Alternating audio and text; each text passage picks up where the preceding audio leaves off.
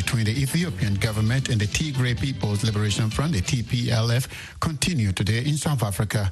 The talks, sponsored by the African Union, come at a time that Ethiopian forces, supported by Eritrea, appear to be making gains on the battlefield. Reuters news agency reported this week that the opposition Oromo Liberation Front and Oromo Liberation Army both accused the Ethiopian army of carrying out airstrikes in the Oromia region. At the same time, there has been silence at the South African talks.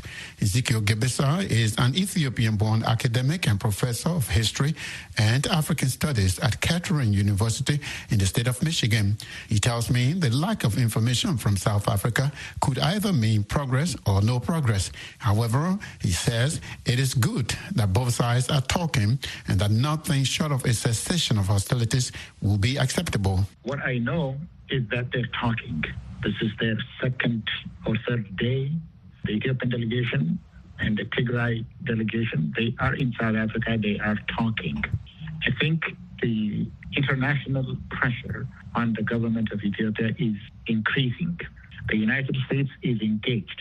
The Secretary of State himself, Antony Blinken, has apparently tightened the noose around the Ethiopian government to relent. They want a cessation of hostilities. They want the war to stop. And to that effect, the Secretary of State had called the Kenyan president before the start of the talks, had spoken to the foreign minister of South Africa. And now there are reports that the Secretary of State has also spoken to other middle power countries that have stake in this war and have been supporting the Ethiopian government. So they are talking means that the United States is now deeply engaged in this. There are signs to hope for cessation of hostilities, but there are also warning signs that nothing might come out of South Africa. Professor, we've tried to make contact with officials involved in the talks, but nothing much is coming out of South Africa. What does that mean? Does that suggest progress or lack of progress? It could go either way. It could be that they're engaged in serious discussions of the issues that separate them, or it simply means that they are playing games against each other, not to be cornered into a corner. It could mean either way, but I think they are talking. In my view, that they are talking is that the United States had stepped up its pressure. The EU is conspicuously absent because the EU External Affairs chief has been unapologetic about calling that the Ethiopian government must stop the operations in northern Ethiopia. So he's pushed aside. So, like I said, that they are talking is important. From the talks, something important might emerge. Nothing else but the cessation of hostilities. Yeah, talking about what's going on the ground, Reuters reported on Thursday about Ethiopian airstrikes in some parts of the Oromia region. What does that do for the talks going on in South Africa? Yeah, that's one of the things that those of us who observe day-to-day changes in Ethiopia have been saying, that there is a civil war in Ethiopia all around. The conflict is not between Tigray and the central government alone. There is conflict between the central government and the Oromia region, where the Oromo Liberation Army had been operating and extending the areas of operation. There is a conflict in Gambela. There is conflict in Benishangul Gumuz. There is also conflict between the Somali region. There are signs of instability in that as well. So what Ethiopia needs to have sustainable peace is an all-rounded conference that involves all parties.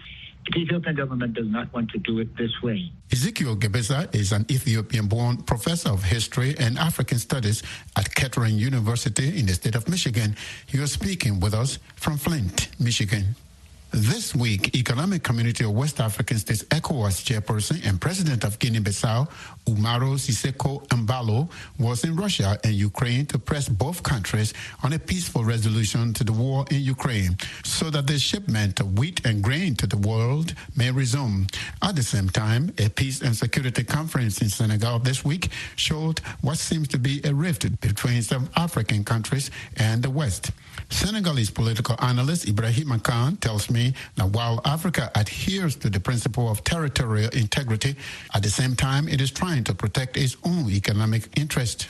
It tells you about how Africa is trying to play an important role in the current crisis to make sure that the war doesn't have a bad effect on the economic situation on the continent at the moment. Because if there is peace, Africa can have access not only to the maize, to the wheat, but also to the fertilizer that are really useful for the continent.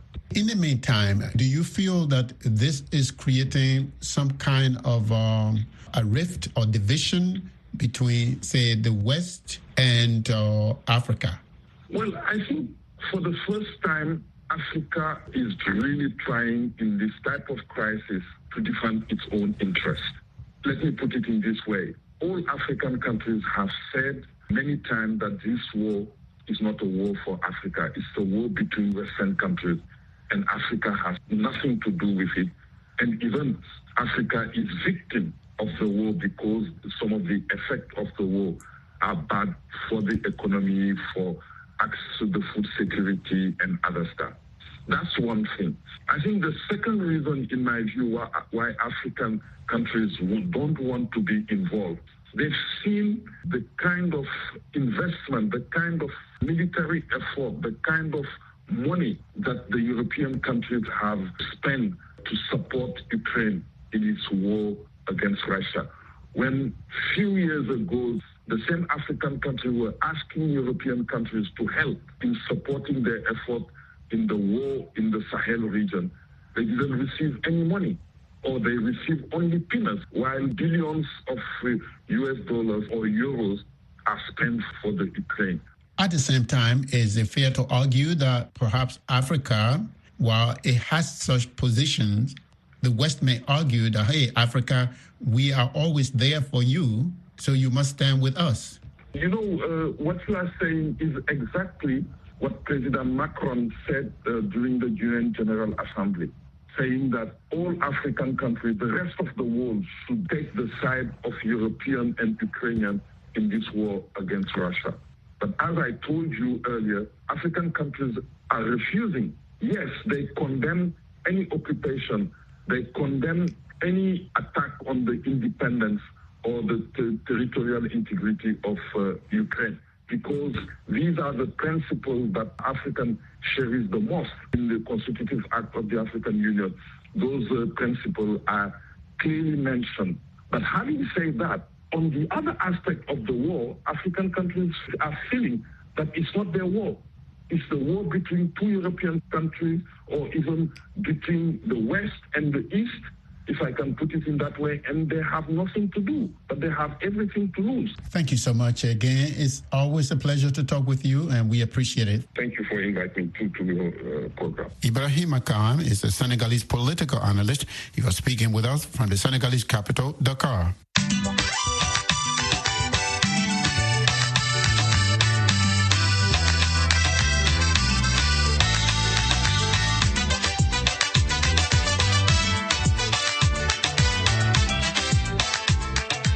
You are listening to Daybreak Africa on the Voice of America. I am James Butty in Washington. Today is Friday, October 28th. Still to come on our program, Samson Omari Sports. Breast cancer is the most common form of the illness in women and the most frequently diagnosed worldwide. It is also the leading form of cancer in deaths among women, both globally and in Kenya. About 68% of all breast cancer cases in Kenya are diagnosed in its advanced stages, with nearly half of those stricken dying from the disease. But the government and the World Health Organization are taking steps to diagnose and treat cancer. Maureen Ojiambo has more from Nairobi. October is Breast Cancer Awareness Month, an annual campaign to raise awareness about the impact of breast cancer. The World Health Organization's Global Breast Cancer Initiative, established in 2021, aims at reducing breast cancer by 2.5% per year. Kenya's Ministry of Health says 6,000 cases are diagnosed each year, with 2,500 breast cancer-related deaths taking place. Catherine Nyongesa is a radiation oncologist at Texas Cancer Center in Kenya. Knowing how your breasts normally look and feel is an important part of your breast health. Although having regular screening tests for breast cancer is important, mammograms do not find every breast cancer. The most common symptom of breast cancer is a new lump or mass, although most breast lumps are not cancer. The economic burden of breast cancer in Kenya is substantial and reflects healthcare spending, as well as a lost productivity due to illness and premature deaths. Mildred Ngesa is a 47-year-old mother of two who was diagnosed with breast cancer last year. I was minding my own business, never ever imagined that I would be diagnosed with a disease like cancer. It was, of course, devastating, meaning that I'm still battling. I have had cancer treatment for a whole year. That's in 2021. I am currently on medication that's going to take like another 5 years. The battle has not been easy. Cancer strikes, and it strikes not only you, it strikes your family, it strikes your children, it strikes everybody. Globally, 93% of breast cancer patients are women, with men accounting for only 7%. Dr. Nyongesa says women are the most affected in Kenya. Breast cancer is rare in men. It accounts for about 1% of all the breast cancers, which means 99% of breast cancer occur in women. The World Health Organization provides guidance to governments across the world on ways to strengthen systems for detecting, diagnosing, and treating breast cancer. And Kenya's Ministry of Health is already increasing screening and diagnostic services in national and county facilities countrywide to help reduce the burden of the disease. Reporting for VOA's Daybreak Africa, I am Moreno Giombo in Nairobi, Kenya. Control of the U.S. Congress is at stake on November 8 when American voters will elect new representatives of the House and Senate. As VOA's congressional correspondent Catherine Gibson explains, just a handful of races across the country will decide whether Democrats remain in power or Republicans win the majority. After months of campaigning and with millions of voters, just a handful of states will decide if Democrats keep their slim majorities in both the U.S. House and the U.S. Senate. President Biden campaigning in Pennsylvania, one of just a few key Senate races out of the 35 this year that are still too close to call. And where Democrat John Fetterman is facing health concerns about a recent stroke. But it knocked me down, but I'm going to keep coming back up. Fetterman going up against Republican candidate Dr. Mehmet Oz, who has been endorsed by former President Donald Trump.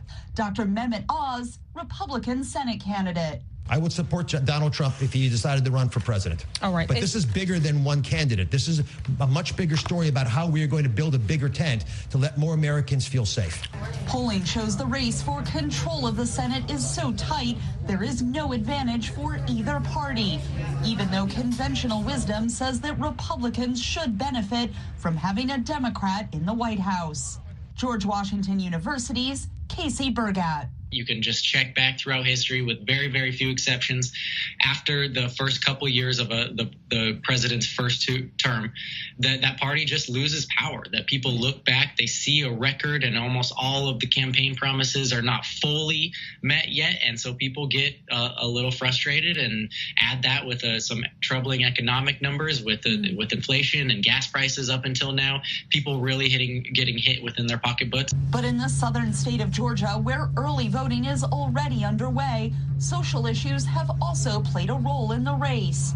Republican candidate Herschel Walker denying allegations he paid for a girlfriend to have an abortion. Republican Senate candidate Herschel Walker. The abortion thing is false. It's a lie. Polls show a close race between Walker and Democratic Senator and former pastor Raphael Warnock. Democratic Senator Raphael Warnock. I think that part of the problem with our politics right now is that it's become too much about the politicians. And in the southwestern state of Arizona, immigration is a key concern. Democrats Mark Kelly distancing himself from Biden's border policies.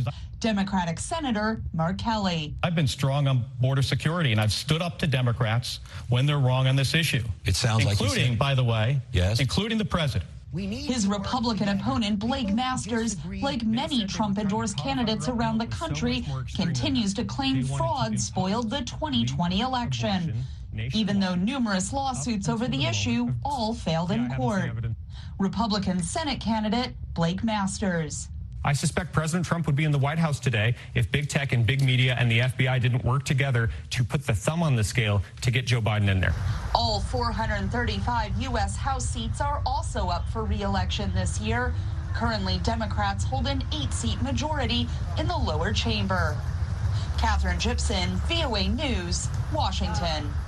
The U.S. Africa Business Center of the U.S. Chamber of Commerce is holding its first Africa Digital Innovation Competition for Africa startups. VOA is working as a media partner with the African Business Center on the initiative. Out of 17,000 candidates in 50 countries in Africa, the top 10 finalists have been decided. And for the next 2 weeks, we'll bring you a look at each one. Today, we hear from Ryan Katai of Zimbabwe. Startups and small and medium-sized enterprises are changing the way Africa does business through innovation and technology.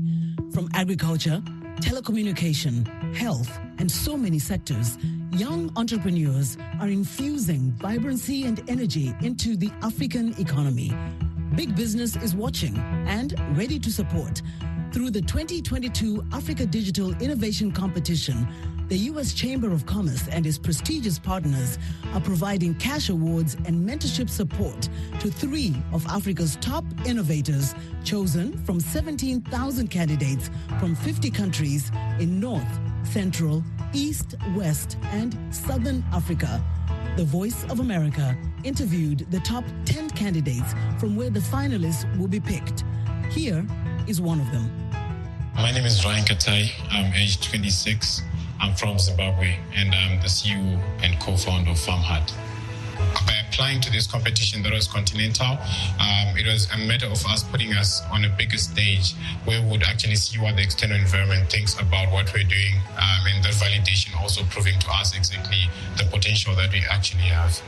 For us, it really meant a lot, especially with the morale of the team, given that, it's like a stamp to be told that what you're doing qualifies of all the thousands that applied this year. But then to me personally, it meant that we were on the right path, and keeping on going on that path meant that, we're meant for greater things that we also envision as well. So FarmHut is a business-to-business agri-tech startup that is focused on connecting farmers to retailers, restaurants, schools, and other companies. What we're doing is that we're ensuring that our farmers earn more, whilst also restaurants, retailers, and all this other business that we're supplying to are paying less. By so doing, we're ensuring that they have an increase in household incomes and also find better economic opportunities also through their farming businesses. Looking at the stories that we get from the farmers that we work with daily, and some of them even come to us after probably 3 months, some even a year, you'd get that it's not just about the money that they're getting through, but then, we've actually improved their social lives. Now most of them can afford to even come to a rally, they can afford to access healthcare, and we work with more women than men. So you find that it's not an easy industry for a woman to be operating in, and having to be working with them, we've also noted that it has helped them a lot, especially when it comes to contributing economically to the country as well. If I'm the one who received the notification, it would be to tell my team. Obviously, my team is going to talk about us celebrating. Obviously, we're going to do that. But then I think I'm going to give tribute to my grandmother. She's the one person who really motivates me to wake up every day and keep doing what I'm doing. That will be the steps of what we'll do. Everything we do it as a team, because we believe, we can't get anywhere without each other. So they're the first people that I would inform. Then I'll get personal with myself and be happy. That was Ryan Katai of Zimbabwe. His company is one of the 10 finalists in the Africa Digital Innovation Competition for African Startups, organized by the U.S. Chamber of Commerce's U.S. Africa Business Center.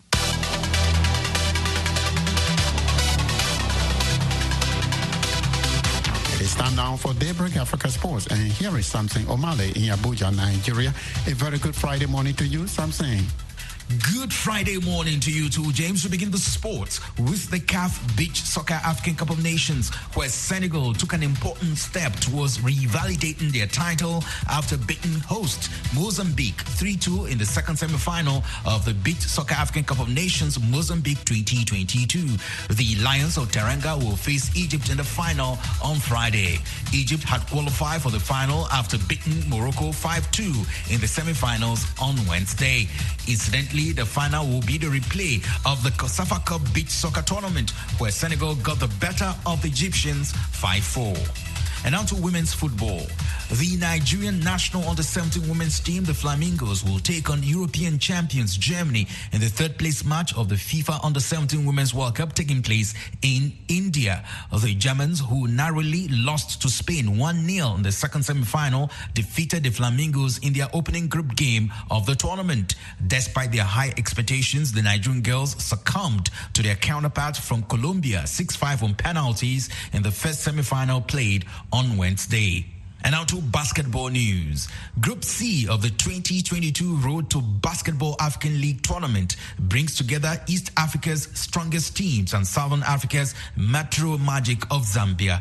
Tanzania became the host of Group C after a change in the host country from Uganda. The four Group C teams will be vying for a spot in the Elite 16 leg of the Road to BAL tournament, which tips off on Friday. Staying with basketball news, Toronto Raptors president and Nigerian-born Masai Ujiri has been fined $35,000 for approaching the scorer's table and directing inappropriate remarks towards a game official. The punishment was announced on Wednesday by Brian Spurrell, president of the NBA League Operations. The incident occurred during the Raptors' 112-109 loss to the Miami Heat on Saturday, October 22 at the FTX Arena. In rugby news, Kenya Lionesses' first test during the Rugby Africa Women's Cup 2022 Pool B will be against Zambia Eagles on Saturday evening. In addition to Zambia, Kenya will take on internal rivals Uganda, with all three eyes set on the pool's top spot that keeps their Rugby World Cup qualification campaigns on track. Head coach Dennis Koilia Mwanja has handed four rookies their first national team call-ups after impressing during training. In cricket news, Zimbabwe pulled off a stunning one-run upset over Pakistan in Perth on Thursday to put the Asian giants in danger of an early exit from the 2020 World Cup. Zimbabwe were restricted to 130-8 after electing to bat first, but their bowlers choked Pakistan to 129-8 for a memorable win in the Super 12 match in Perth. And that's it for Daybreak Africa Sports. I am Samson Omale in Abuja, Nigeria. It's back to you, James, in Washington. Thank you, Samson. Have a nice weekend.